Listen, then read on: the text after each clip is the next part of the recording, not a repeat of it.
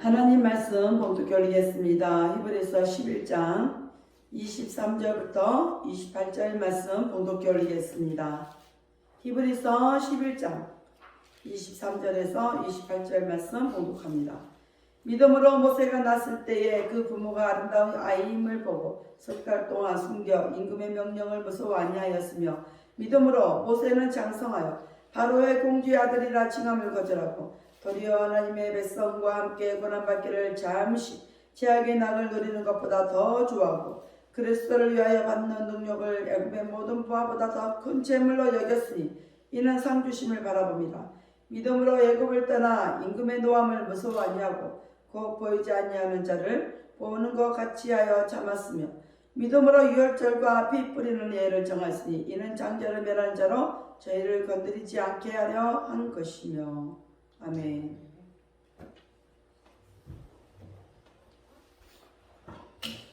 기도합니다. 할렐루야. 아버지 하나님 감사합니다. 오늘도 우리와 함께 하시고 예배 중에 역사하셔서 또 예배 중에 우리 삶 속에 임재하셔서 하나님의 뜻을 알게 하시고 깨닫게 하시니 감사합니다. 오늘 종이 히브리서 11장 23절로 28절 말씀을 가지고 두려움을 이기는 믿음이라는 내용으로 은혜를 나누고자 합니다. 종이 비록 부족하고 연약하고 입술이 우둔할지라도 오늘 종의 입술을 들어 사용하여 주옵시고, 종의 입술로 선포되는 모든 말씀이 저들의 귀에는 하나님의 말씀으로 들려지게 하옵소서. 사람의 말, 종의 말이 되지 않게 하여 주옵소서. 오늘도 깨닫는 은혜 주실 줄 믿사오며 주 예수 그리스도 이름으로 감사하며 기도하옵나이다. 아멘. 오직 예수님밖에 없습니다. 우리를 구원하실 분도 예수님 한 분밖에 없습니다. 주 예수님의 평강이 여러분에게 임할지어다. 아멘. 오늘 제목은 두려움을 이기는 믿음입니다. 두려움을 이기는 믿음. 오늘이 성령 강림 절입니다. 성령 강림절. 성령 강림절은 신약 교회의 시작이 됩니다. 120문도가 마가 다락방에 모여서 기도할 때 성령이 불의 혀같이 각 사람 머리 위에 임하실 거죠. 그래서 그 성령을 받은 사람들은 두려움 없이 담대하게 예수 그리스도에 대해서 전했습니다. 그로 인해서 교회가 세워졌고 또 복음이 역동성 있게 온 열방과 민족을 향해 약진해 나가게 됩니다. 성령이 임하시니까 환난과 핍박이 그들에게 큰 문제가 되지 않았습니다. 죽음이, 고통이, 또 물질의 부족함이, 이런 것들이 문제가 되지 않았어요. 그것들은 복음의 확산을 막지 못했습니다. 오히려 이렇게 환난이 오고 고통이 닥칠수록 예수님의 복음은, 생명인 이 복음은, 예수의 이름은 더욱 왕성하게 증거되고 전파되었습니다. 오늘 본문은 그런 맥락에서 이해해야 합니다.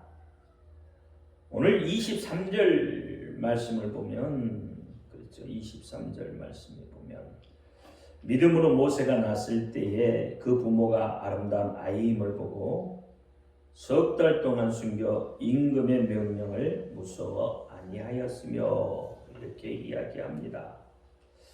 23절 이 말씀을 보면 부모의 신앙을 말하고 있어요. 부모가 어떤 신앙을 가지고 있어야 되는지. 이렇게 부모의 신앙은 자녀에게 큰 영향을 미치게 되는 겁니다. 모세 부모의 이 신앙을 살펴보면, 오늘 이 본문에서 보면 임금의 명령이죠. 다시 말하면 세상의 주권자라는 이야기죠. 임금의 명령을 두려워하지 않았다라고 말합니다. 왜 그렇습니까?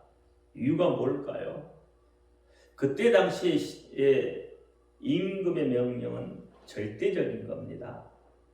근데 임금 말 한마디면 죽이기도 하고 살기도 하는 정말 그런 시대였죠. 근데 히브리 민족이 번성하니까 어떻게 해요? 임금이 히브리의 산모가 아이를 낳을 때에 남자 아이거든 죽이라 그렇게 이야기하죠. 이 모세는 남자예요, 여자예요? 남자죠. 그러니까 임금의 명령은 뭐였어요? 남자 아이는 죽이라.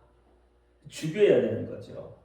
그렇지 않으면 그 일가가 완전히 몰살을 당할 수도 있는 그런 거죠. 그럼에도 불구하고 이 모세의 부모는 모세를 석 달 동안 숨겼습니다. 왜냐하면 하나님의 은혜가 세상이 주는 향락보다 더 크다는 것을 알고 있었습니다. 또 하나님이 지키시는 자는 세상의 주권자를 두려워할 필요가 없다는 것을 알고 있어요. 그러니까 하나님의 권세가, 하나님의 은혜가, 하나님의 능력이 세상의 그 어떤 것보다도 크다는 거죠. 위대하다는 거죠. 그래서 시편 91편 7절이 이렇게 말합니다. 1000명이 내 왼쪽에서 10,000명이 내 오른쪽에서 엎드려지나 이 재앙이 내게 가까이 하지 못한다. 이렇게. 왜요? 전능하신 하나님이, 우리의 아버지 되신 하나님이, 그분이 나를 지키시기 때문에 그렇다는 거예요. 그분이 지키시면 어떠한 재앙도 우리를 무너뜨릴 수 없다고 말하는 거예요. 그러니까 모세는 이 부모의 이런 신앙을 그대로 물려받은 자입니다. 그래서 이 땅에서 가장 영광스러운 칭호도 거절했고 오히려 하나님의 백성과 함께 고난받는 것을 더 좋아한다. 그렇게 이야기합니다. 그렇게 말할 수 있는 이유는 본문 말씀에 보니까 상주심이심을 바라봅니다. 그랬어요. 상주심이요. 역으로 말하면 부모의 신앙이 바로 서 있지 못하면 강팍하고 완악한 자녀가 그에게서 나온다고 볼 수 있는 거죠. 이스라엘의 역대 지락을 보면, 역대 지락이라는 건 왕들의 이야기예요. 그러니까 이런 왕들의 이야기를 살펴보면 우리가 알 수가 있죠. 왕들의 이야기를 쭉 살펴보면 그렇잖아요. 그 왕이 어떤 왕이었냐에 따라서 그 밑에 왕들은 어떻게 더 강팍해졌다. 이렇게 이야기를 해요. 그러므로 자녀의 신앙은 성장할 수가 없게 되고 또 그들의 마음은 세상을 향한 원망과 불평으로 점철될 수밖에 없어요. 그래서 하나님이 주신 그 귀한 생명을 허비할 수밖에 없게 되는 겁니다. 사랑하는 성도 여러분, 성경 속의 위대한 이 믿음의 선진들의 모습을 바라보면 그 뒤에는 훌륭한 믿음을 소유했던 그들의 부모가 있었음을 알 수가 있습니다. 그러나 이처럼 위대한 믿음의 선진들조차도 하나님의 약속은 받지 못했습니다. 즉 다시 말하면 구약의 사람들은 믿음으로 증거는 받았지만 약속은 받지 못한 자들이에요. 신약의 사람인 우리는 믿음의 증거뿐만 아니라 하나님의 약속까지도 받은 자들이에요. 그러니 여러분, 누가 더 행복한 사람입니까? 누가 더 복된 사람이겠어요? 예수 그리스도를 믿기만 하면 30배, 60배, 100배의 이 풍성하고 차고 넘치도록 채워주시는 그 하나님을 증거하고 있다. 그러니까 예수를 믿으면 하나님은 어떻게 해요? 30배, 60배, 100배로 채워주신다고 말을 하고 있어요. 하나님은 모든 만물의 주인이 되십니다. 그 하나님은 우리의 믿음을 보시고 채워주시기를 원해요. 좋은 예로 말라기 3장 10절 말씀에 보면 만군의 여호와가 이르노니 너의 온전한 11조를 창고에 들여 나의 집에 양식이 있게 하고 그것으로 나를 시험하여 내가 하늘 문을 열고 너희에게 복을 쌓을 것이 없도록 붙지 아니하나 보라. 이렇게 말합니다. 시험하라, 시험하여 보라 그랬어요. 내가 복을 주는지 그렇지 않는지 시험하여 보라. 그렇게 말합니다. 하나님은 우리가 복을 쌓을 것이 없도록 복을 쌓기까지도 부족한 그 많은 그런 복을 우리에게 부어 주시겠다고 말씀을 하셨습니다. 신명기 11장 14절에도 여호와께서 너의 땅에 이른비 늦은비를 적당한 때에 내리시니 너희가 곡식과 포도주와 기름을 얻을 것이다. 그러니까 하나님이 여러분에게 복을 주기 시작을 하시면 이른비와 늦은비와 장대비같이 쏟아 부어 주시겠다고 말씀하시는 분이 하나님이세요. 어떤 요행을 바라고 그렇게 내 마음대로 내 생각대로 해서는 하나님의 복을 받을 생각을 말아야 합니다. 요행을 바란다는 것은 하나님을 믿지 않는다는 이야기가 되기 때문에 그래요. 여러분, 하나님을 신뢰하시기를 바랍니다. 하나님을 신뢰하고 사랑하는 자는 문제 앞에 두려워하지 않습니다. 두려움은 여러분 어디서 오는 것입니까? 두려움에는 두 가지 요인이 있는데 첫 번째는 열등의식에서 두려움이 오는 거예요. 그러니까 열등의식이라는 것은 내적 두려움이다 이 말이에요. 내 속에서부터 두려움이 나온다는 이야기. 두 번째는 핍박에서 오는 두려움이에요. 이것을 외적 두려움이다 이렇게 이야기합니다. 오늘 본문이 27절부터 29절 이렇게 말씀을 보면 두려움은 외부로부터 오는 두려움이에요.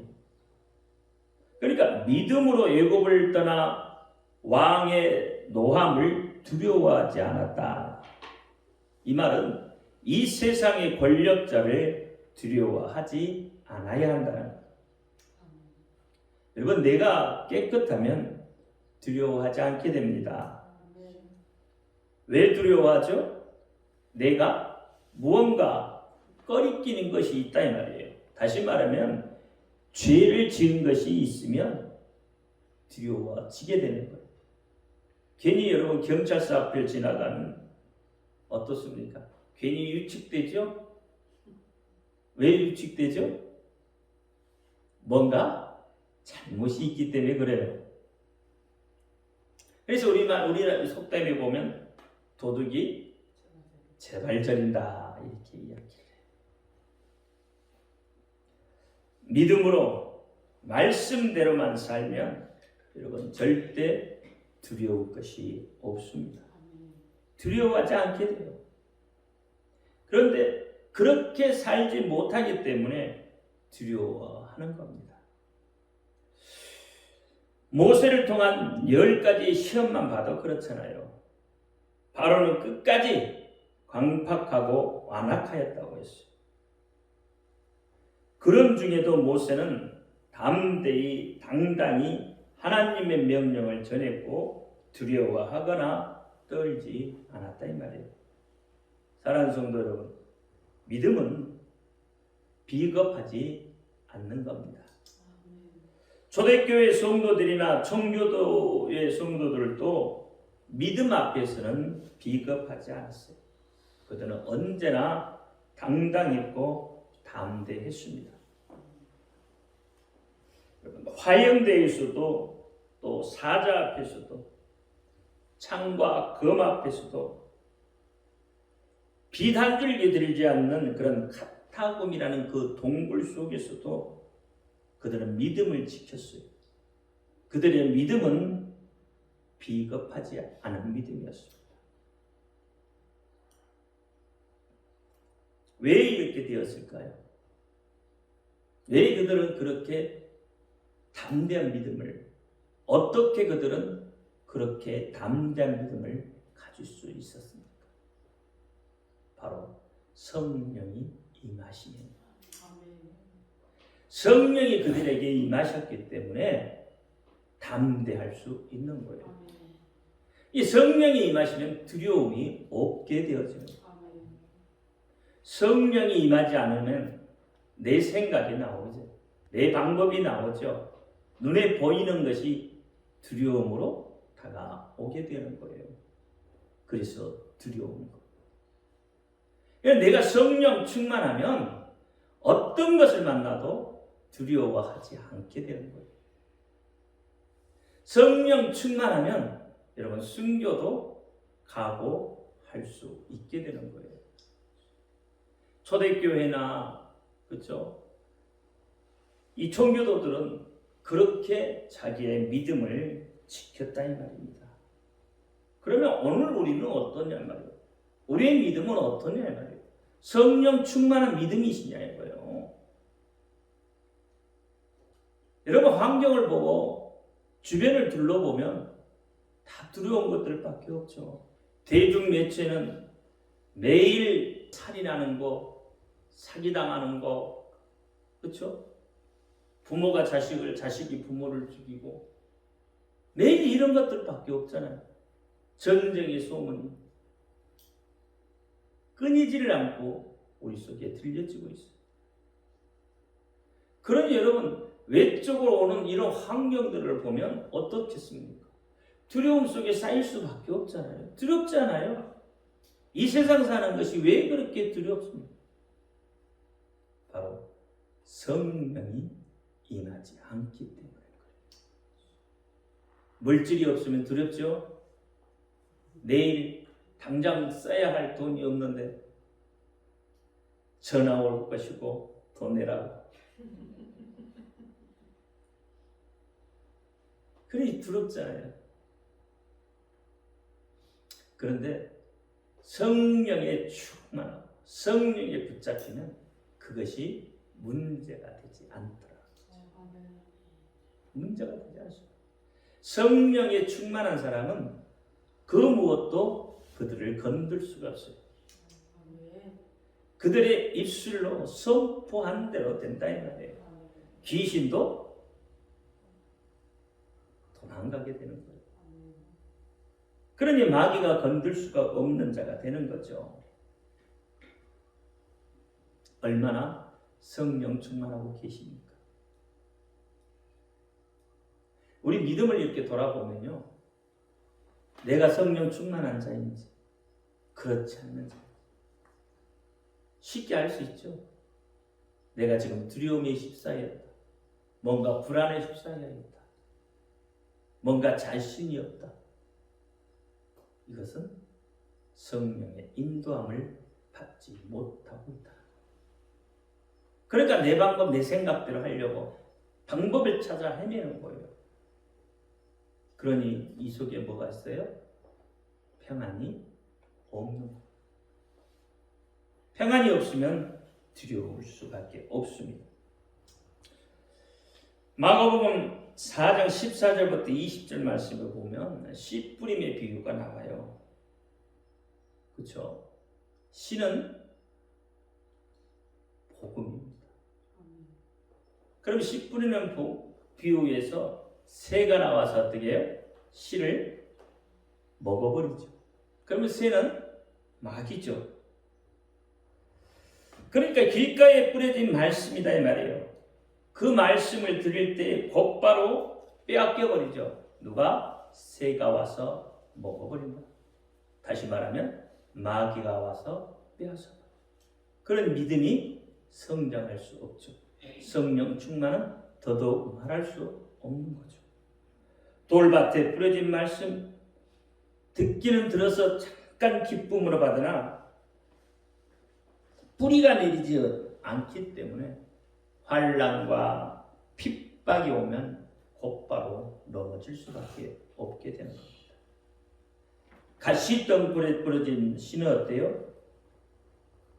뿌리도 내리고 내리기는 해요. 근데 세상 염려, 재물의 유혹, 욕심 때문에 결실을 맺지 못하게 되는 거예요. 여러분 이 씨 뿌리는 비유에 대해서 잘 기억하셔야 됩니다. 우리의 신앙생활이, 우리의 믿음이 이 속에 다 담겨져 있기 때문에 그렇습니다.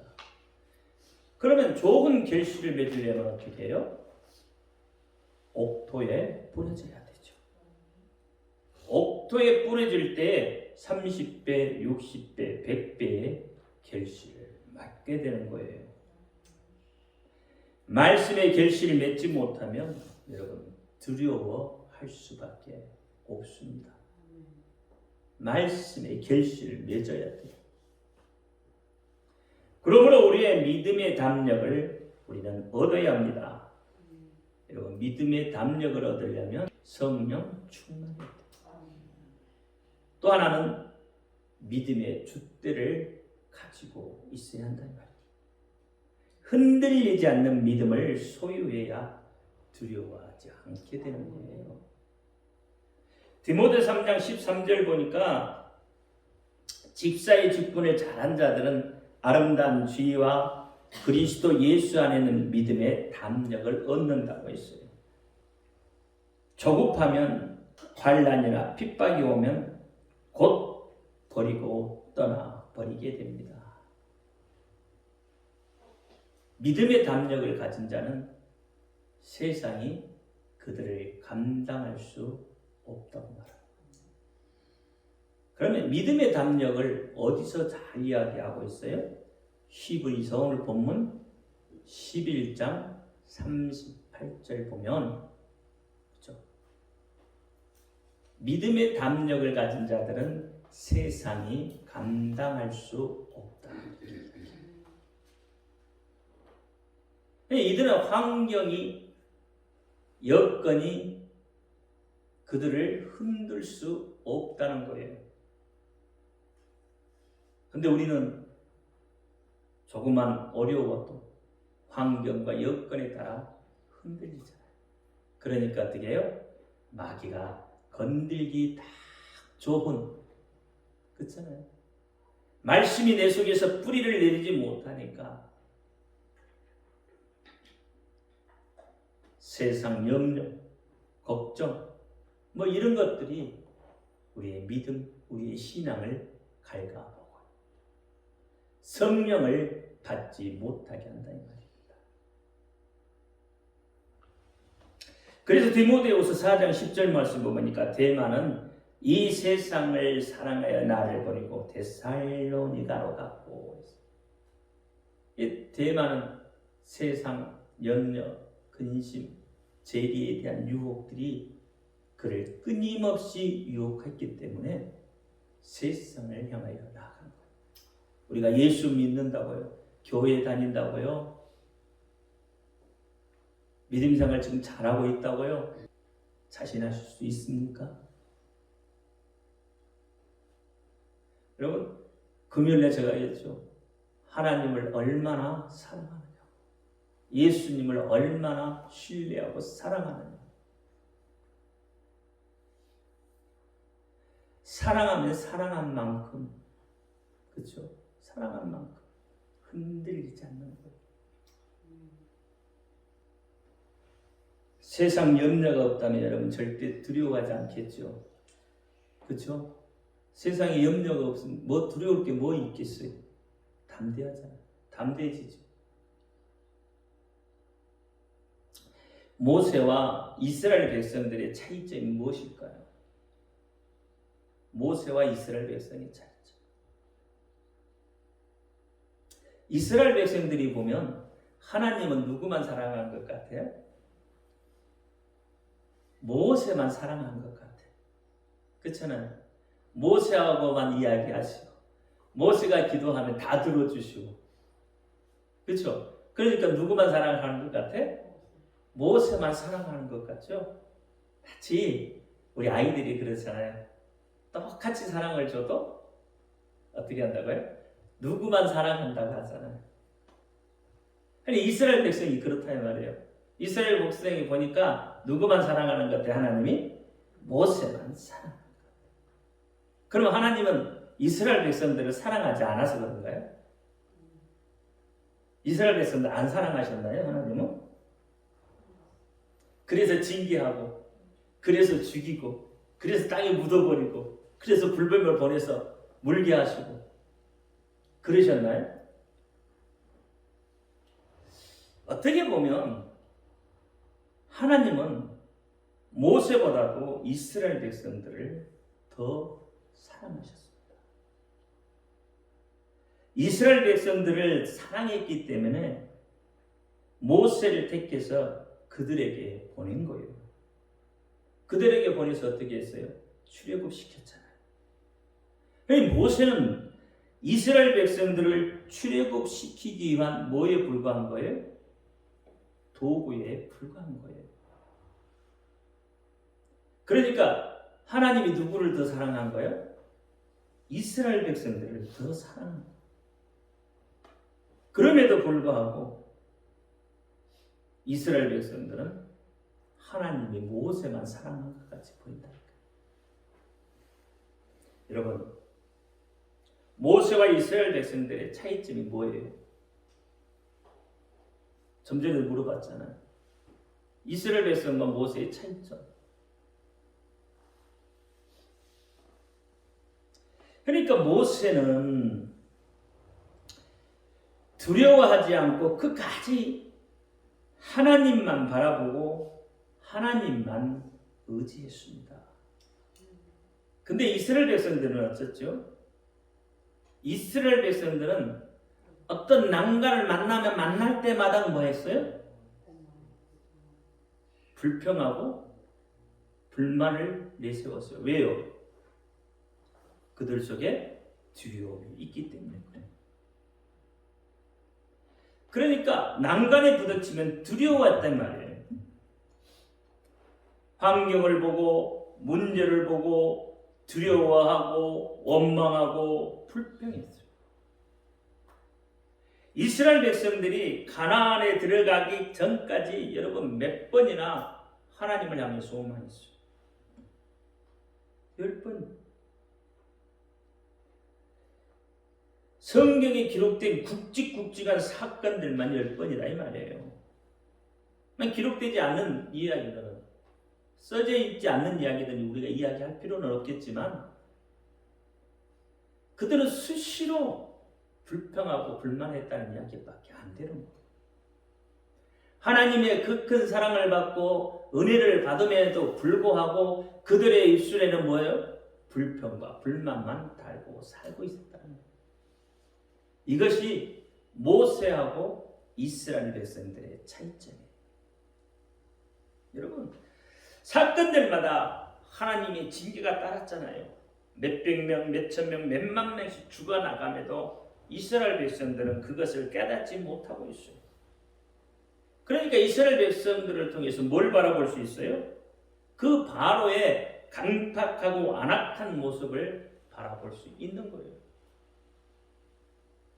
이 바로는 그래서 이스라엘 백성들을 대신해 주고 있는 거예요. 그만큼 이스라엘 백성들이 완악하다는 거예요. 우리도 매번 환경 앞에, 문제 앞에 좌절하고 원망하고 무너지고 여러분 불평하지 않습니까? 우리의 모습이 곧 이스라엘의 모습이라는 거예요. 그들이 그렇게 자유를 갈망하고 바랬던 그때의 그 모습이 어디로 갔느냐 말이죠. 400년 넘게 그렇게 하나님께 간절히 기도했잖아요. 그들의 모습은 어디로 갔어요? 그렇게 하나님만 의지하고 바랐던 그들의 기도의 응답과 동시에 그들은 변심하고 말잖아요. 하나님, 우리에게 주신 이 노역이 우리가 견딜 수가 없습니다. 너무너무 힘듭니다. 우리를 구원해 주세요. 아마 일 끝나면 매일 밤마다 그들의 입술로 아마 그렇게 했을 것 같아요. 매일 밤마다. 제발 좀 살려달라고. 이 고통에서 좀 제발 좀 구해달라고 그렇게 밤마다 하나님 앞에 애원하고 애원했을 거예요. 무려 100년 이상을 아마 그렇게 했을 것 같아요. 그런데 하나님이 그 응답을 들어주니까 어떻게 해요? 곧바로 변심하잖아요. 그렇죠? 홍해를 만나니까 어떻게 했어요? 애굽에 있을 때가 좋았다고 하잖아요. 홍해를 만나니까.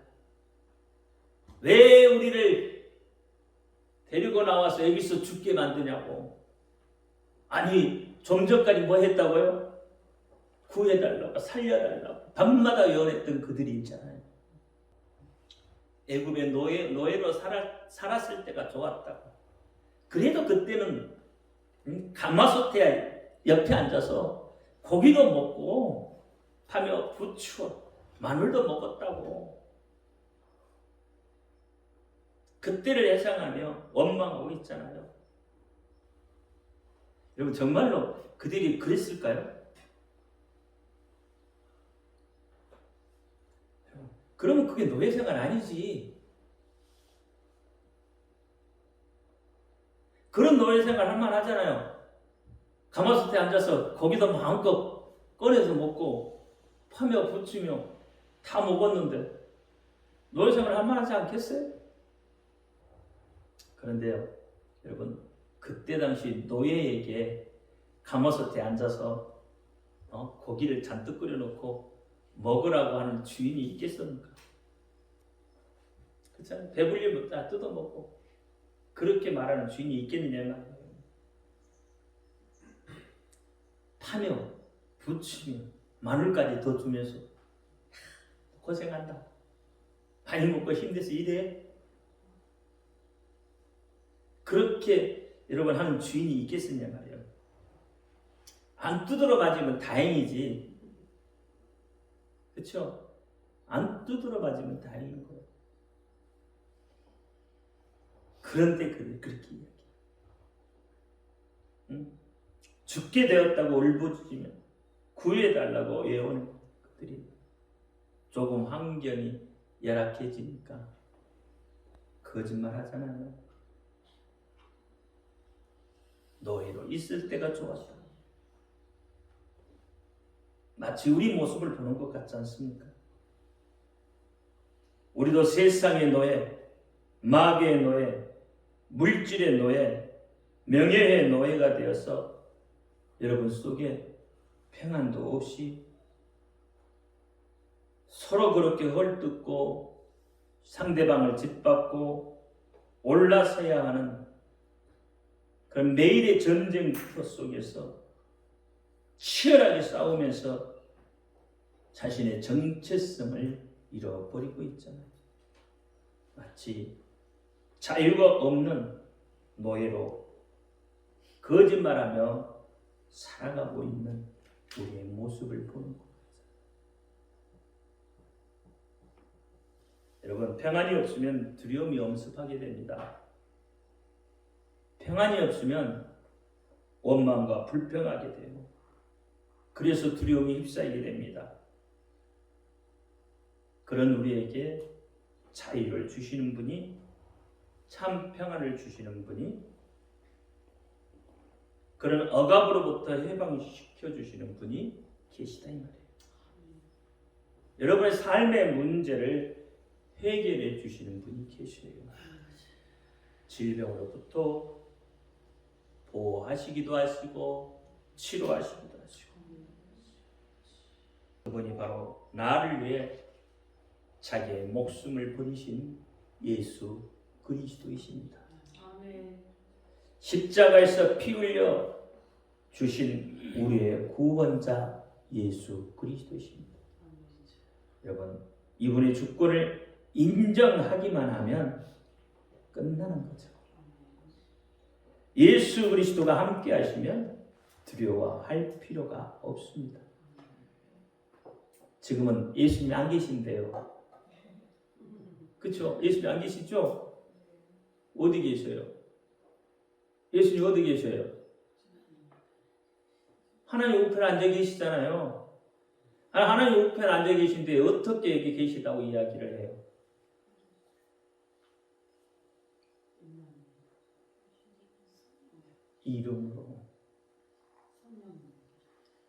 이름으로. 그래서 요한복음 14장에 그렇게 말하잖아요. 너희가 내 이름으로 구하면 무엇이든지 시행하리라.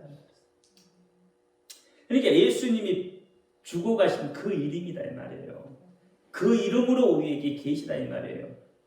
또 예수님이 보내신 영, 예수님의 영이신 성령님, 그분이 함께 하심으로 우리가 예수님이 함께 하신 것과 같이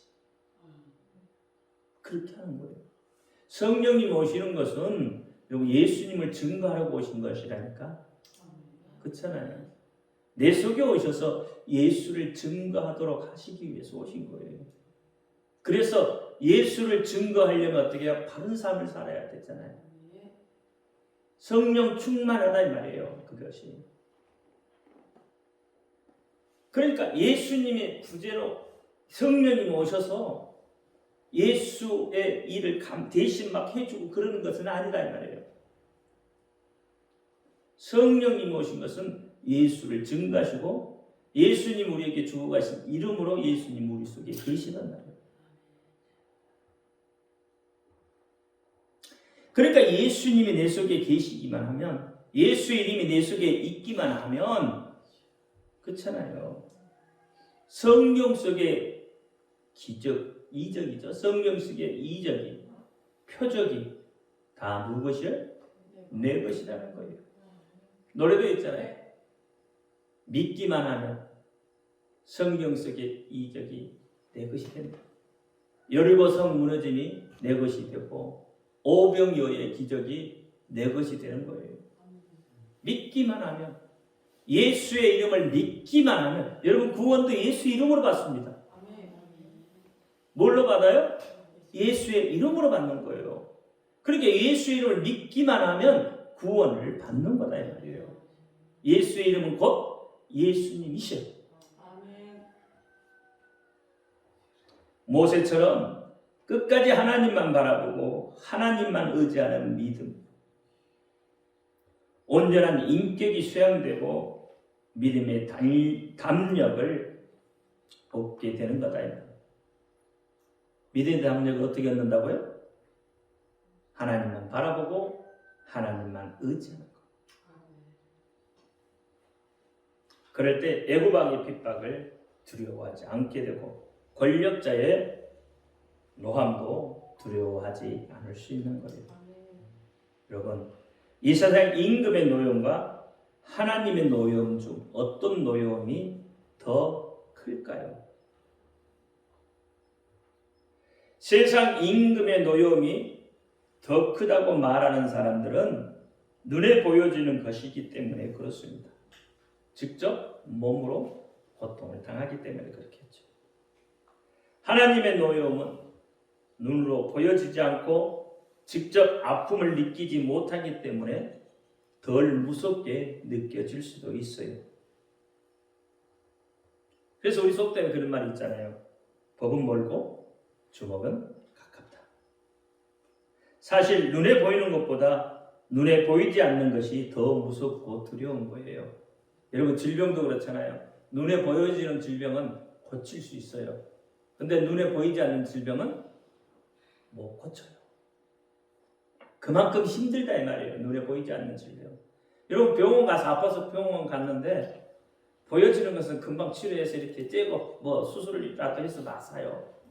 근데 눈에 보이지 않는 것은 의사도 모르겠다고요. 근데 죽겠잖아요.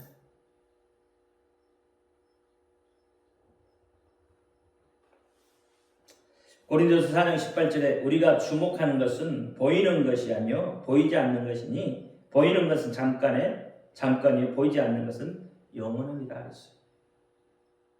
왕의 노여움은 그때가 지나가면 끝나지만 하나님의 노여움은 그때에 그치지 않습니다. 마태복음 10장 28절에 예수님께서 이렇게 말씀하죠. 몸은 죽여도 영혼은 능히 죽이지 못하는 자들을 두려워하지 말고 오직 몸과 영혼을 능히 지옥에 멸하는 그를 두려워하라.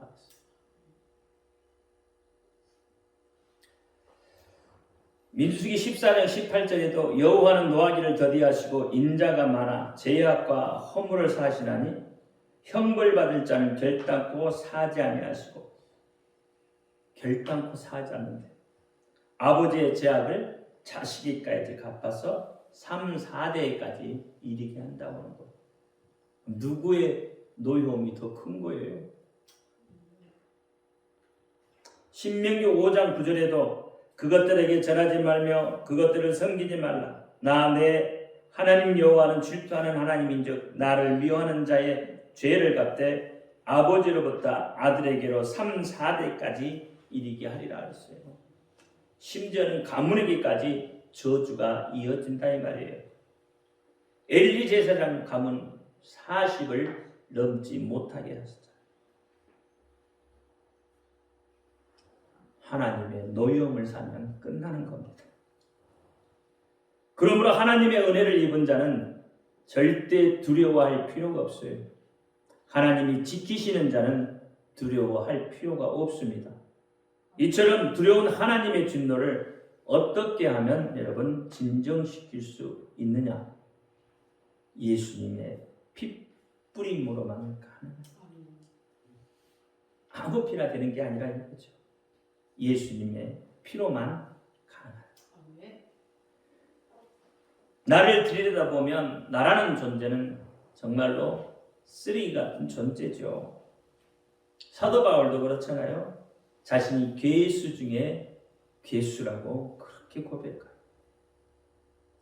디모데전서 1장 15절 미쁘다 모든 사람이 받을 만한 이 말이여 그리스도 예수께서 죄인을 구원하시려고 세상에 임하셨다 하였다. 죄인 중에 내가 괴수다. 죄인 중에 괴수요 또 쓰레기 중에 쓰레기 같은 내가 어떻게 구원을 받을 수 있겠어요? 여러분 율법에 붙들리면 구원받을 자 한 사람도 없습니다. 여러분 무엇을 하셔서 하나님을 기쁘게 하시려고요? 어떻게 하면 하나님 기쁘시게 하려고요? 하나님의 마음에 뭐가 흡족할까요? 독생하신 예수 그리스도에 대한 그분을 고백하면 하나님이 흡족해요. 그분을 증거하면 하나님이 흡족해요. 그러면 그분을 증거하는 삶이 개판돼서는 되지 않겠죠. 거기에 맞는 그런 삶을 살아야 되겠죠. 예수 이름의 능력과 권세를 의지해야 합니다. 그래야 두려움을 이길 수가 있습니다. 그래서 요한일서 4장 18절에 사랑 안에는 두려움이 없고 온전한 사람이 두려움을 내쫓잖아요. 두려움에는 형벌이 있습니다. 두려워하는 자는 사랑 안에서 온전히 이루지 못한다. 예수의 사랑 안에서. 죄가 없으면 평안이, 죄가 있으면 평안이 없고 두려움이 있습니다. 그래서 두려움에는 형벌이 있는 거예요. 구약에도 보면 짐승의 핏부림으로도 하나님의 진노를 피했는데 하물며 독생하신 아들 예수 그리스도로 피는 어떠하겠냐. 예수 그리스도의 피를 의지하고 예수 그리스도의 공로를 인정하고 오직 예수 그리스도만 의지하고 그분만 믿고 따르면 예수 이름의 능력과 권세를 고백하면 어떤 두려움에서도 이겨낼 수 있는 겁니다. 이걸 믿으시기 바랍니다. 그러면 행복한 자가 되어집니다. 다 같이 기도합니다. 할렐루야. 아버지 하나님 감사합니다. 오늘 두려움을 이기는 신앙에 대해서 두려움을 이기는 믿음에 대해서 은혜를 나누었습니다.